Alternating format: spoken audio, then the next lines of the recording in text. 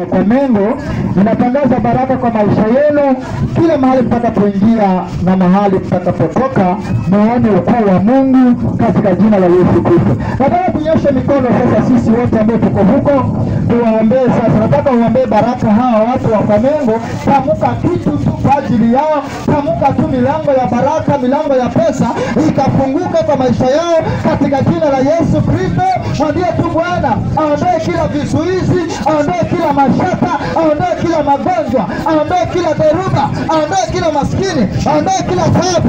Watu hao watakapotoka hapa leo, watoke wakiwa na baraka, watoke wakiwa na uzima, watoke wakiwa na amani. In the mighty name of Jesus. Baba, ukapata kuwatendea, ninawabariki watumishi wako katika jina la Yesu Kristo. Ewe Mwenyezi Mungu, naomba Bwana ukawatetee, ukawafungulie milango ya baraka na uzima katika jina la Yesu Kristo.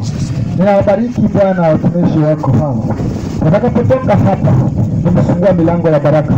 Ninaondoa kila roho ya wizi, roho ya mashetani, roho ya giza likaondoke, na wakisha nuru ndani yao kila mmoja katika jina la Yesu Kristo. Yesu akatembea pia na nuru.